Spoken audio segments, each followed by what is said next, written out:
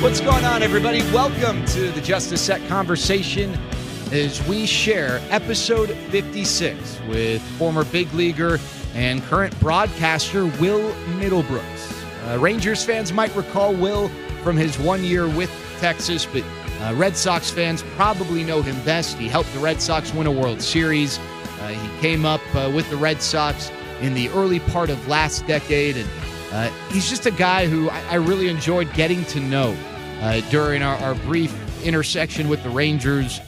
He's got a great story, and I think it's awesome now that he's involved in the media side, sharing his perspective and his insights. He's super active on Twitter, and I really enjoy reading. I guess that's what you do on Twitter. You reading Will's perspectives, and if you'd like to follow Will, it's pretty simple. It's just his last name, @Middlebrooks. Again, as I always ask, if you consider subscribing, liking, commenting, or just taking this link and sending it to a friend. Just one person who you think might enjoy this. I really, really would appreciate it. Anyway, time now for episode 56 of the Just a Set conversation with my pal, Will Middlebrooks. All right, Will, I know you grew up in a huge athletic house, with family, and it spread beyond just you and your dad too, I imagine. But what was that like for you growing up? How big of a role did sports play from, I guess, your earliest memories? Oh man, well, sports it was everything. I mean, my dad was, I was born in Greenville, Texas, not far from you guys. My dad was athletic director and head football coach at a small school called Wolf City. It's just north of Greenville, like 15 minutes. It's like 1,500 people. So football was everything. It was like Friday Night Lights there. So I grew up being the ball boy on the sideline and all that. And then I moved to East Texas, to Texarkana, where we moved there in like 5th grade. And then, that's football country out there too. And then baseball started picking up. And like you said, my household, my sister was a really good, I have two younger sisters. So the middle child, Lacey, went on to play college softball. If she hadn't blown her knee out her senior in high school, probably could have played college basketball. I know she had some looks from Baylor and Houston and some schools in state. So that we pushed each other. It was a constant competition our entire life. Who could eat the fastest? Who could get dressed the fastest? There were a lot of fist fights when we were kids. She's a lot tougher than me. I could say that now. And she's coach. She's actually she's a softball coach and volleyball coach at Liberty Ilo in Texarkana, where we both went to high school. So she's back home coaching now. And yeah, I mean, back to your initial question, it's just in our blood, and it just starts with my dad. Okay, so and I know you played football, so you were a really good football player, and also I think specifically, I don't know if this was your best quality, but I know you were a really good punter. I remember talking to you about this. I think who brags about punting, number one. But yeah, I'm not Pat McAfee, but go ahead. Well, I'm just curious, at what point did baseball overtake football? I know that, like, for at least if I remember from our conversations, and maybe it still is to this day, but like football at one point was like your love, and baseball was something you were really good at, and you loved baseball, but it was football first. At what point did it change? Yeah, that's spot on. My dream was to go play college football at a D1 school, play quarterback, and I got recruited as a quarterback. But the issue was baseball really started to pick up my sophomore year of high school. I got a little taller. I started throwing harder. I started hitting the ball further. And, started getting some looks from colleges, and especially in like American Legion summer ball. I didn't play travel ball. So it was American Legion. And then I got a lot of college scouts, just getting their attention through being a good athlete in football, because it's East Texas. It's known for it's football. So that was my dream. I wanted to go play football. I wanted to go play quarterback, but most of these big schools said, well, if you want to play dual sports, you can't play quarterback. That's 24/7, 365. You need to be in the video room with your teammates and learning the offense, and you don't have time to play other sports. So the only way you can play dual sports is if you punt, if you want to play baseball. So that's what I was going to go do at Texas A&M. I didn't necessarily want to be a punter. I was really good at it. I think my average, I mean, we're talking about punting high school stats right now. This is ridiculous. But I think I averaged like 52 yards a punt in high school my senior year and like 50 my junior year. Somewhere around there. I know it was 52 my senior year because my dad was a really good punter. He actually punted and played quarterback at Southwestern Oklahoma back in the day, which dual positions in a D2 school is kind of ridiculous nowadays, but in the early 80s, it was a thing. So my dad could punt up until like he got both his hips replaced a couple of years ago. Like that was his thing. He could still kick a ball really far. So it was always a competition to always be better than he was. And that goes back to just my sports family and pushing each other to be great at things. So can I tell you my punting story? I can't wait. Okay, so now I'm not unlike you in that I grew up in a really athletic house. My grandfather was an Olympic sprinter, and my dad was a professional soccer player.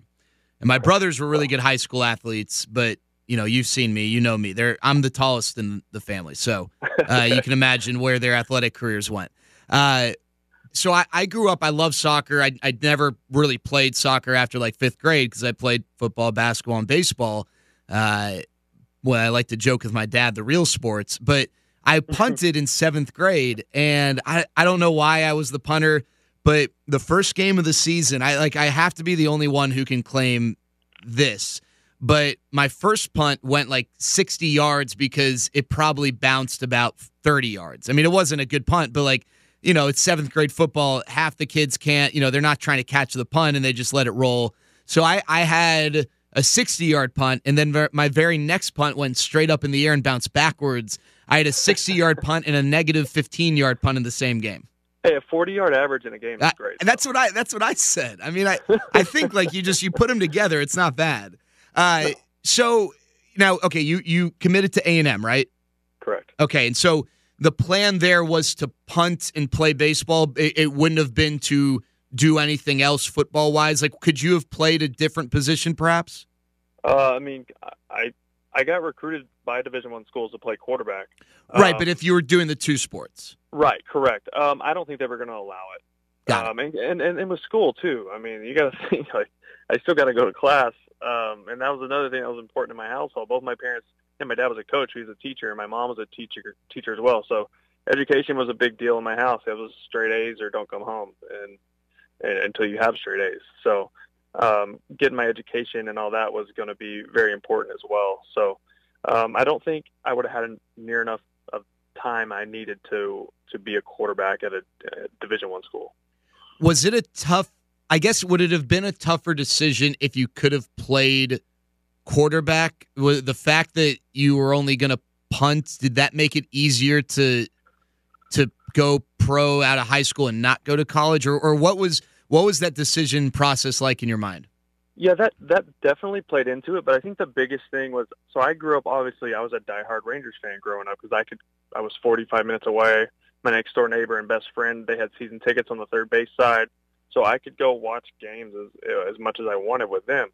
So, Juan Gonzalez, Dean Palmer, Rusty Greer, these were my guys. And I grew up a Rangers fan, but the other team I liked was the Boston Red Sox, and that's who drafted me in 2007. And, and it was a great offer for a signing bonus, and I was able to pay off my family's home, help with my sisters going to college in a couple of years after that. And it was something that it went beyond sports for me and being able to give back to my family who put me in that position. Okay, why Red Sox? What was the appeal there? Like when you were growing up? I love the Green Monster. that was the thing. Like, I love their stadium. And, when you play video games, that was the one stadium that really stuck out to me that I would always want to play at because it's the one I could remember because it was different than everything else. So that's what started it, was just playing video games and seeing the Green Monster and just falling in love with that. And then once I started to love the team, I started paying attention to more of the players and learning about the curse and how long it had been. And they won it in 2004. I was in high school. And then 2007, obviously, I was in an instructional league right after I got drafted when they won it again. So that was pretty neat to be in the organization, my first year in the organization when they won it again. So that was pretty cool. All right, so you get drafted in the 5th round, and a lot of people thought perhaps you would have been taken higher. And I say that to say this. I mean, you were you weren't just an anonymous draft pick that was trying to move his way through the system. You're a high draft pick, someone who quickly became, very highly regarded as a prospect, going through the organization of a team that has a baseball crazy fan base. What was that like for you? I mean, obviously you were able to progress through the minor leagues, relatively quickly, but what was it like as a top pick, as a top prospect? Were there added pressures, or was that not something you ever really had to deal with?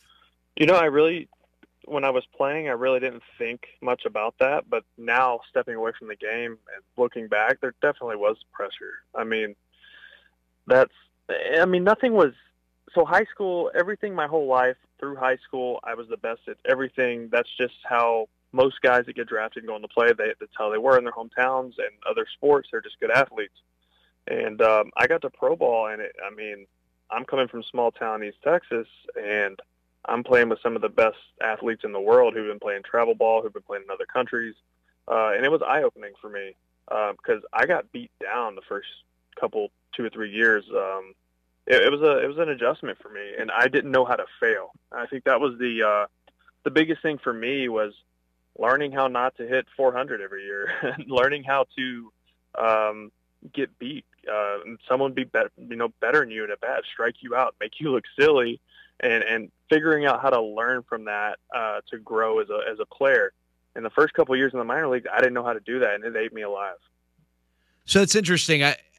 Obviously, broadcasting and playing baseball are two different things, but like that, and in broadcasting, you don't have stats. Like when you're in high school and you're hitting 550 and leading the state in this or that, like that's an objective measurement. But like for me with broadcasting, it was I'd never not gotten a job until my second year of pro ball. I ended up in Midland with the Great Lakes Loons. They were a Dodgers affiliate, but I initially tried to get the job in Fort Wayne, which was a Padres affiliate, and it was in that league, the Midwest League, where I finally was around broadcasters who, I never had a problem being honest in like my self-assessment, but like I legitimately thought like, wow, these guys, like it's not even a question. Like they're a lot better than me. One guy's now broadcasting for the Mets, the other guy's doing big things for ESPN. Like I was around some really, really talented broadcasters, and at first I struggled to deal with that because in my head I thought, well, gosh, if like these 2 or 3 guys right off the bat are better than me, then there must be 50 or 60 guys around the country right now, and who knows like what's coming up in college, and how the hell am I ever going to get a job doing what I want to do? It's just like it was a mental mind, and but like it took some time for me to realize, hey, like I'm just going to embrace the fact that like I'm around these guys who I'm friends with them, or I've become friends with them. They're really good, and I'm going to use them to push me to get better, and I'm going to learn from them and turn it into a positive. But like that was really tough for me at first. So when you got into the system, and whether it was playing against someone who you thought, wow, this guy's a stud, or maybe someone on your team and you were no longer, as you mentioned, like the guy, you weren't the star, the All-American, like was that how did you deal with that process, I guess? I think finally getting to the realization that they probably had some of the same doubts that I did. I think realizing that those people that I'm putting on a pedestal are just human beings, and they probably think just like I do. So I started just putting that feeling aside of, ultimately it comes down to just believing in your work and you're having confidence in your ability and what you can do. And I think, when I got to AA, that was the best year I had. And I had a hitting coach named Dave Jobby, who he was with Boston for forever, and now I think he's in the Brewers organization. And he helped me build an approach at the plate. And that was the first time I really wasn't just playing off of pure athleticism, because you get to AA and everybody's really good. Those are the prospects. Those are the guys that can go to the big leagues within the next year and even that year. So building an approach, for me, I didn't really understand it until that point. And he taught me to base my approach and my plan at the plate off of my strengths and what I do well. Because I had always set my approach to, okay, this pitcher likes to throw hard sinkers in, so I'm just going to try to get the head out and pull. Well, really, that's what the pitcher wants you to do, right? He wants you to play into his strength. So I had to learn what I did well. I had to learn my body. I had to learn my what I did well at the plate and set my approach to that, and that carried over to the rest of my game as well and my mental side of things. Just if you focus on what you do well, your confidence is going to go up. As soon as you focus on what other people are good at and what you're not as good at, your confidence goes down the drain and really affects your entire game. All right, Will. So I'm curious, as you're now knocking on the door of the big leagues, and they had Kevin Youkilis playing third, and you come up and you in your first season you have such great success, and they decide, hey, like this is our guy, like he's our third baseman. They moved Kevin Youkilis. This was your spot. What's that like at that point? Like, obviously like the accomplishment of doing that, but also are there now pressures at the big league level when you feel like, hey, the organization is not only am I up here, but the organization is doing things for my purpose so that I can be in the lineup on a daily basis? Totally, yeah. My first, up until I broke my wrist in August of my rookie year, I was so locked in and just focused on what I needed to do. I wasn't even paying attention to it. And I can honestly say that, like, I was in my own little world, and I think that's why I played so well. Once I got hurt and was able to step away, and I was out for the rest of the year, then the wheels started spinning more because I'm just sitting there watching games. I'm talking to other guys. And when you're on the DL, there's a lot of stuff that goes on mentally that's tough that I didn't really understand in the big leagues, and that's just being able to keep yourself in the ebbs and flow of the game, which it's nearly impossible. But like I said, I was out for the whole year, so I didn't really have to get back into it until the next season. But then all that said, I spend the whole off season getting back ready to play, and I do start to feel that pressure. And then I get into 13, and we have the best team I've ever played on. Talent-wise, no. But just the group of guys and the chemistry we had, and obviously that's the year we won the World Series, and we were not the best team on paper. We should have been beat by the Tigers in the ALCS. Scherzer, Anibal Sanchez, Verlander, they were so much better than us. And then that group of veterans there just carried us to win a World Series. And those guys got me through a season of doubting my ability and doubting myself, dealing with injuries, and really helped build me up as a player and a person as well. I'm curious, when a guy is struggling, especially someone who is expected to produce, they get interviewed a ton and you get asked the same questions, how are you feeling at the plate, or what do you see, or what are you doing to turn things around, or this or that. I mean, it's the same questions, and they're really, other than sports, like if I have a bad day at work, unless my friends are poking fun of me on air, if they have a radio hit or something the next day, like I don't have people waiting by my car when I leave, ask me, hey, Jared, you sucked on the broadcast tonight. Like, what are your thoughts? Like stuff like that. Right. But like you guys, it's a weird balance because people want you to be honest, but gosh, like Will, if you said, man, I suck and I don't know, I'm really having like doubts mentally, like my confidence, like especially in Boston, you're going to get roasted. Like that's, so right. You've got to present this front. Maybe if you're doubting yourself, saying, yeah, no, just got to trust the process, blah, blah, blah, and I get it. Yeah. How do you deal with the confidence? I mean, you mentioned the veterans helping you, but like, how do you personally deal with it when there are confidence issues? And it's not like you can just press the easy button. The chances are the next time you're in the box, the guy's throwing 95 with a nasty breaking ball, and you got to figure it out. Right. No, I think the biggest thing that I learned during that was how great and how important it was to have support off the field, because my biggest problem in my career was not being able to turn the switch off. So I wasn't able to step away from the field and be away from the field, if that makes sense.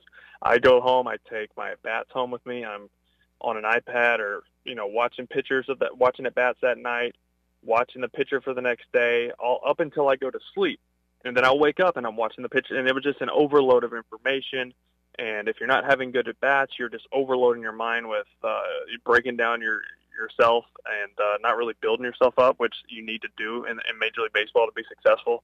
I'm not saying don't be honest with yourself, but if you're having bad at bats, you don't know, just need to go like crush yourself at home. So having a support system at home, whether it's family, wife, girlfriend, kids, whatever it may be, that disconnect I feel like is huge for players because you can just turn it off.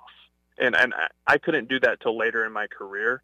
And by that point, it was too late anyways. But I wish I had that earlier in my career.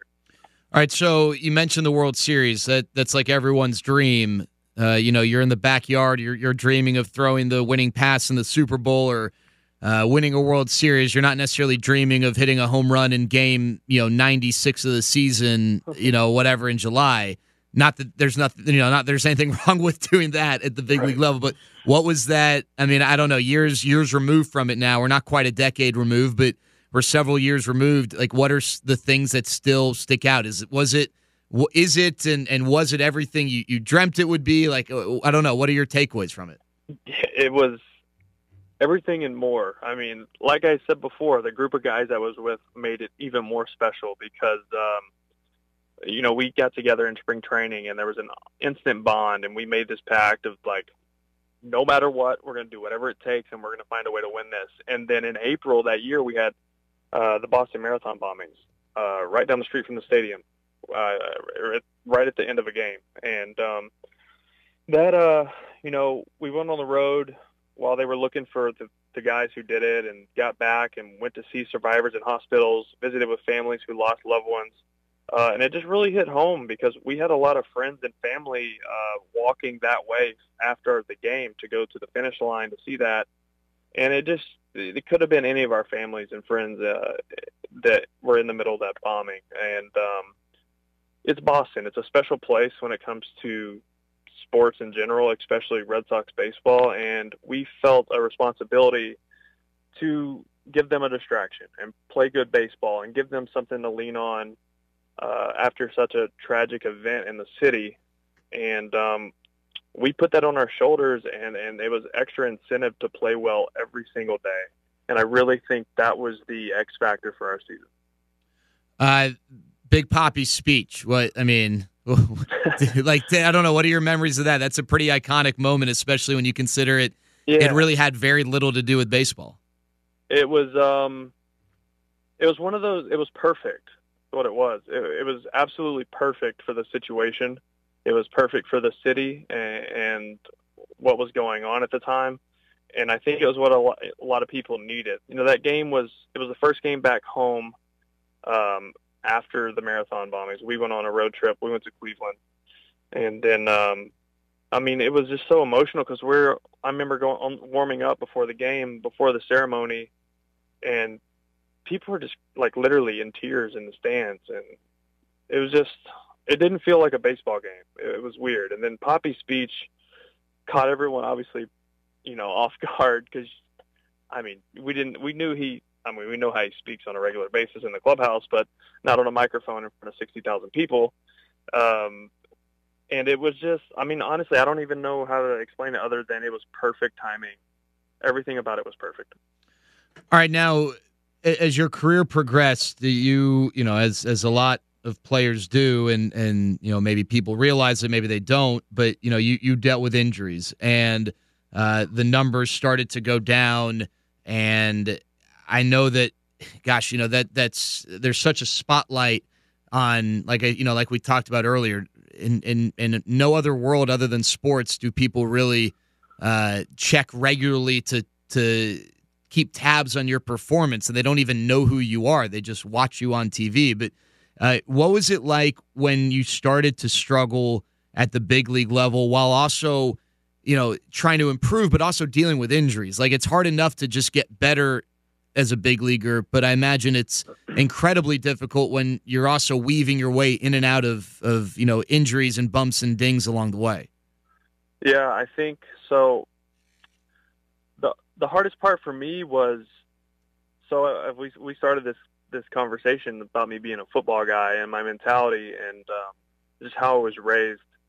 And I had a bad problem of trying, I'd pull something or hurt something, and I just would keep it to myself, and I would play through it, and then I'd eventually tear something or it would get worse.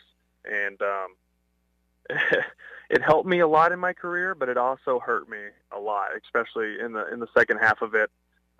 Dealing with hamstrings, you pull it and then you end up tearing it, or a calf that's pulled but you don't tell anyone. You just got to try to take care of it yourself, and then you tear it, and then you miss 2 months, and it screws up your whole season. It screws up your timing at the plate, and then really it all just snowballed the last 6 or 7 years for me. And then obviously there were some freak accidents too, getting hit by pitches and breaking bones. There's nothing you can do about that. I'm trying to get out of the way. I'm not trying to get hit by 97 in the hands. But and then the last one, breaking my leg and dislocating my ankle and all that. There's just nothing I could do about those. But there were a lot of injuries in between I could have handled differently. It wasn't lack of taking care of my body. It wasn't lack of being in shape or nutrition or sleep or anything I could control. It was simply me getting hurt, trying to play through it for a week, making it worse, and then really hurting myself. So I think that came with maturity later in my career, not just being a go-hard young kid, running through walls. And that mentality helped me get to where I was, but it also helped bring me down. So you mentioned earlier that it wasn't until later in your career that you really had a better grasp on taking advantage of the distractions and the stuff that takes place outside of the baseball world. You've got an awesome wife, Jenny. I don't know if she is a part of the answer to this question, but I'm curious, how did you ultimately learn to balance that? Was there someone who almost forced you into that or really played a role in giving you, I don't know if permission's the right word, but helping you understand it's okay to not think baseball 24 hours a day and give yourself a break? Yeah. I get what that's like. Sorry, I didn't mean to cut you off, but in broadcasting, there's no, and that's the only way I can relate, but there's no, this isn't like a math worksheet. It's not like you complete 30 problems and, okay, I'm done. It's over. It's like you're always thinking, I can do this better, or I can be working on this, or I can be working on that. And I think that's tough to know where to draw the line. Yeah, you're always getting ready for the next game, right? So as soon as the game you prep for is over, you're getting ready for the next day's game. So it's a vicious circle, right? Jenny I would come home sometimes and she would say, hey, go grab some food or something. You're still in baseball mode. That was her thing. You're still in baseball mode. And she would just say, I don't want to deal with it. That was it. It's just I was baseball mode. I'm trying to think the best way to explain it. Sarcasm running high, adrenaline, toxic masculinity. I love that sarcasm is the first thing you mentioned, by the way. I love that. Yeah, and she's just and that's good or bad. It's if I had a great game or not, all this is still, if I'm in baseball mode, you know how the guys are in the locker room. They're constantly taunting each other and joking, and it's all out of love, and that's how you treat your teammates. That's how baseball is. And that's one of the things I miss the most about it, is just the banter between teammates. And but your wife doesn't care about that. So when you get home, it's I really had to turn, especially once we were really serious in our relationship and engaged and eventually married, how to just turn that off. Because if I didn't when I got home, she hated it. And then I had 2 problems. Then I had 0 for 4 with 3 strikeouts, and then I had a wife that was mad at me. And it was just a snowball of issues I didn't want to deal with. So I learned how to turn it off at the door and be a husband first, and then worry about baseball later. All right, now, speaking of Jenny, obviously, you guys are happily married with kids. It's, I guess, a unique forming of the relationship, being that she was a sports reporter, and for whatever reason, there are rules on who you're allowed to love and not, and I've never honestly quite understood that, because I don't know. I think that's the hardest thing in the world, and why should we make more obstacles? But what was the beginning of that relationship like? And I'm sure there was unnecessary opinions offered on by the outside world, and maybe she dealt with it worse than you did. I don't know, but what was that dynamic like? Well, as you know, Boston sports fans know everything about their players. They know what you look like with a hat, without a hat. Doesn't matter. You can't go anywhere in public. It's not that. It's a big city, but it's a small, big city. So you go somewhere, you're going to be seen. Well, Jenny and I started dating right after the 2012 season, which was my rookie season. And it had to be completely under wraps for over a year because, number one, she was a reporter in Boston. Conflict of interest, obviously, is a problem there. And then just the respect of other players and the fans. You don't want people, putting that label on her. So once we did come out with it, she dealt with some flack from the fans, worse than I did, like you said. There was some name calling and things that people just don't understand. They think it's just like a random fling type thing, but really it was a very serious relationship. And I felt bad for her there for a bit. She dealt with a lot, but was able to find a job with CBS where she still is. And everything happens for a reason, and we put us first. And you need to do that in a relationship, or it's going to fall apart. So, not that we need to get into relationship advice, but she dealt with it a lot worse than I did, and it was a tough year and a half of just being in a city like Boston and having to be completely hidden. Oh, I'm sure it was like therapeutic when you finally were able to just do stuff and not have to worry, look left, look right, does anyone see? Yeah. What just like with that, did you feel the need to ask anyone permission at first, or was it like, screw it, I'm really into this girl and she's into me and whatever, we're gonna go for this? Yeah, no, I didn't ask permission, but once we were actually okay, we're a thing, we're in a relationship, I told my teammates, because I don't know, as a teammate they're my family. In season, you're my family. I don't want to lie to you guys. I don't want to keep it from you guys. But it stayed in the clubhouse. The management knew, front office knew, her bosses even knew. So we made it clear to them that, look, we're going to keep this professional. This is a serious thing. This isn't just like a joke relationship. We're just, it's a serious relationship. And my teammates respected me for that. The organization respected me for that. And they said, as long as you guys keep it professional and work alike, it's not an issue. And that's what we did. All right. Well, saying goodbye to baseball. I know, we talked about the injuries, and that's, that obviously was a heavy contributing factor, the leg and the ankle that you mentioned there at the end. For someone who, and maybe it's no different for someone who grew up like a sports nut like you versus someone who just happened to be really good at sports but maybe didn't love it. Maybe it's the same thing. I don't know. But what was that process like for you to say goodbye? Oof. It's hard. It's still hard. Having kids has helped a lot. I think my daughter Madison, who's almost 2, we found out we were pregnant with her after a long bit of infertility issues. We ended up doing IVF. Jenny's and I have been very public about this because we want to be able to help other people with this issue that isn't really talked about very much. And we got pregnant doing IVF. We found out 2 days before I had that injury. So as I was going through that rehab process, in my mind still, I was coming back. I was going to play again. I knew how bad it was. I knew doctors telling me, you're probably done. You'll be lucky to walk normal again. But in my head, I'm saying, yeah, right. You don't know me. I'm going to make this happen. And I almost did.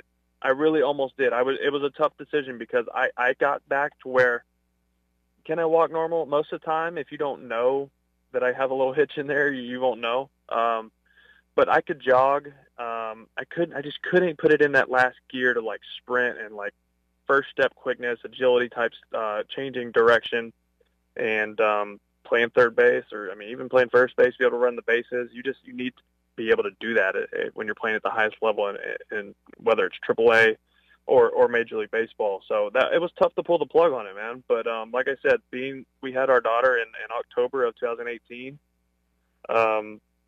and then that off season, was when I had to make the decision, and it made it a lot easier knowing that I was going to be able to be a present dad and a father and husband and be able to be around for that. And I knew being able to, that I played baseball for so long. I played for 11, 12 years, and it opened up a lot of avenues moving forward, and that's where I'm at now with doing TV work with CBS and doing radio shows here and there, and podcasts like this, and just having the opportunity to talk about my experiences and analyze the game of baseball. So yeah, that was my next question. I obviously wish you were playing. I think you know how pumped I was when I found out the Rangers had signed you, and it was great, getting to know you that year. But I love Twitter Will Middlebrooks. I love like the first more than just you posting a picture in a Rangers uniform when you were younger. Like now, like we're seeing the opinions and the wealth of knowledge, and it's been a blast. And I'm curious what that process was like, deciding that this is something you wanted to do. And I imagine talking sports and baseball specifically is has always been a natural part of your dialogue. But what challenges have you dealt with, turning those conversations you have with buddies over beer into conversations that you now have when the red light is on, be it on radio or on TV? Yeah, so radio is not tough. Like, stuff like this isn't tough when you're not on camera. Now, when you're on camera, it's a whole other beast, because you got to look the part. you have to find the right camera. You have to, there's a lot that goes into it. So there's a little, I guess, added pressure, but it's really all the same stuff. The first, couple months doing it last year, I was so nervous. And then once I got over that and realized, look, I'm an ex-player. They're not looking for me to be perfect. They just want me to, tell the truth, be honest. And that's my thing, especially with Twitter, is like, I'm going to give you my honest opinion on knowledge I gained from playing the game, because there's a lot of BS out there about the game of baseball, and that's okay. That's part of it. Like, the fans are a huge part of this game, and the game wouldn't be where it's at without the fans. But the fans don't necessarily know the truth about a lot of stuff. So that's what I'm taking into my own hands as best as I can on Twitter, and just saying, hey, this is actually what's happening. And then I do that on live TV, on our shows as well. So I don't know. I just think being brutally honest is something that you don't see on TV very often, and I'm just trying to bring that to it. How much advice does your wife give you? And I bet she enjoys maybe being able to say, no, like do this or do that, or does she totally stay out of it? No, she helps me out a lot, and I'm totally open to that, because just like any job, especially when you're new or you're a rookie or whatever you want to call it, or you're just learning, you have to be open to criticism. And I know throughout my baseball career, having people who've been there before and been in my same shoes coach me through some situations that they had dealt with, it helped me out a lot. So I'm very open to Jenny helping me out. Obviously, her hosting shows is much different than me doing segments and analysis and breaking down swings. She's not going to be able to tell you why a guy's pulling off a slider, but she can tell me how to present myself, show me the ins and outs of how to interact with the host and to work the cameras and all the fun stuff that you have to do. And she's helped me out a ton.